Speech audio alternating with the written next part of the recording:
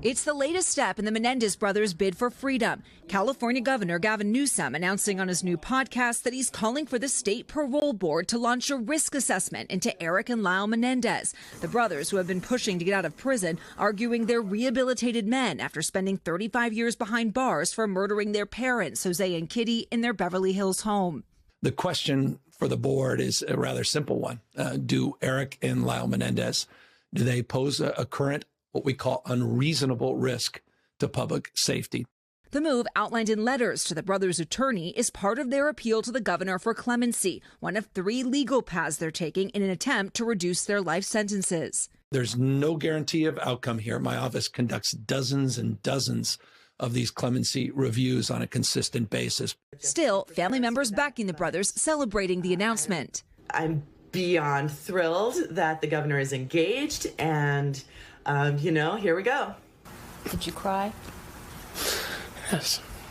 For years, the brothers have argued they acted in self-defense after years of abuse by their father, something Lyle spoke about in a recent interview on TMZ's Two Angry Men podcast. I was the first person to testify in front of a national audience about male sexual abuse.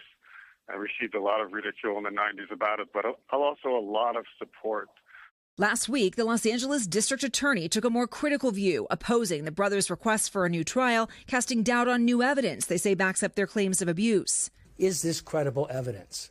We argue in many different ways it is not credible evidence. But the DA still needs to weigh in soon on their third path to freedom, resentencing, which he tells us will take a broader view of the case. What's the most important thing you're looking at as you make this decision about whether to recommend resentencing? We're going to look at everything. I've already looked at trial evidence. We'll be looking at the rehabilitation.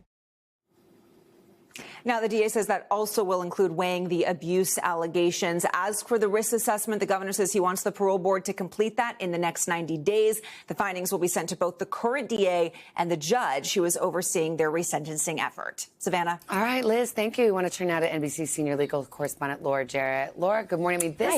There's a lot between the lines here because for the governor to order this risk assessment suggests that perhaps he's leaning toward granting clemency. I mean, this is a precursor step. He's at least open to it, yes. I think. And he at least wants to show that he wants to go through a process, right? I think he doesn't want to just do it hastily. He wants to show he's going to get them to weigh in, at least from the parole board perspective. Do you have to do a risk assessment to grant clemency? No, but I think he wants to show that he's taking it into account. Yeah. And what's really interesting, guys, is whether the judge wants to see that risk assessment. Because remember, we have that hearing coming up in March on resentencing, which is different. But the judge might want to see what the parole board has to say about their risk. It's interesting, a risk assessment. You think of that as people, they're worried about recidivism, somebody committing another crime. Yeah, and I think he wants to show that, look, they have been rehabilitated. Mark Garagos, I should say. Their lawyer wants to show, put aside what they did 30 years ago. Right now, they've been rehabilitated. And for resentencing purposes as well,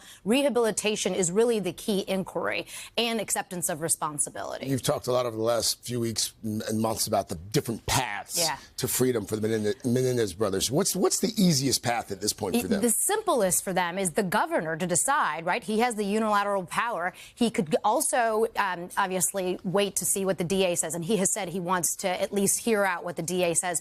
But if the DA doesn't agree with it, then that path could be foreclosed. If the judge doesn't agree with it, then that path could be foreclosed. And so that's why, if I'm the Menendez brothers and their attorneys, I might be looking to the governor as my best hope. If you were a betting attorney, do you think they're going to get off? Eventually, yes. I think given how long they have been behind bars and given the immense public interest and pressure in this case, I think eventually, one way or another, through any of the paths, they will be freed. Okay. Yeah. Thank you. Yep. Hey, thanks for watching. And don't forget, you can catch the Today Show every morning on NBC or take Today when you're on the go. Just follow the Today podcast on Apple Podcasts, Spotify, or wherever you listen.